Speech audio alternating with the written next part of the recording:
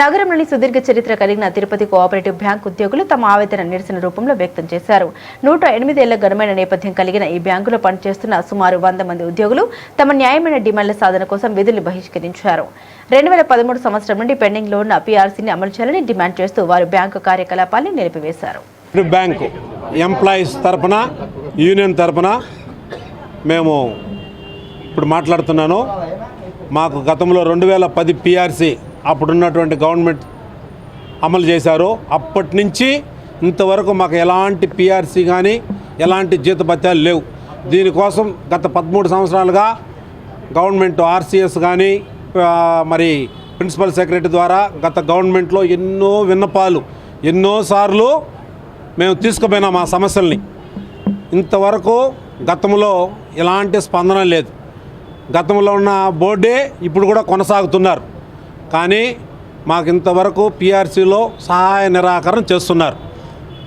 చాలా వరకు ప్రతి ఒక్క నిత్యావసర వస్తువులు ఎంతగానో విపరీతంగా పెరిగిపోయినాయి.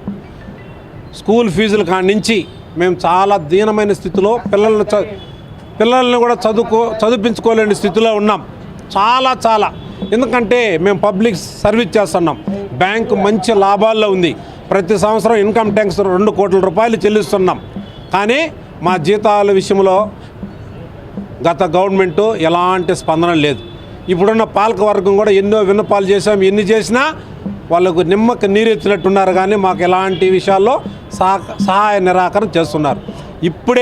ఇప్పుడున్నటువంటి గవర్నమెంట్ కానీ తిరుపతి ఎమ్మెల్యే గారు ఈ విషయంలో స్పందించి బోర్డును ఒప్పించి మాకు పూర్తి స్థాయిలో పీఆర్సీ ఇప్పించాల్సిందిగా కోరుతున్నాను. గతంలో ఉన్న వాళ్ళే గవర్నమెంట్ని పెట్టారు. వాళ్ళే ఎన్నుకున్న ప్రజాబద్ధంగా ఎన్నుకున్న వాళ్ళు అలాగే కొనసాగుతున్నారు. వాళ్ళకి ఇంకా 1.5 సంవత్సరం ఉంది. వీళ్ళు చేయాలి, చేస్తామంటున్నారు. ఏమని తెలియదు మాకు. మేము వాళ్ళకి అన్ని విధాలుగా సహకరిస్తున్నాం. గతంలో 23% ఉన్న ఎన్పిఏని ఈరోజు 6.14కి వచ్చింది. రికవరీలో కూడా స్టాఫ్ అందరూ చాలా నిబద్ధతతో పనిచేస్తున్నాం. వాళ్ళకి అన్ని విధాలుగా మేము కృషి చేస్తున్నాము. వాళ్ళు చెప్పింది పని తూచా తప్పకుండా చేస్తున్నాం. ఈరోజు మా పరిస్థితి చాలా దీన వ్యవస్థగా ఉంది. ఈ పాలకవర్గం ఎటువంటి సహాయం చేయడం లేదు. ఎన్నిసార్లు విన్నపించినా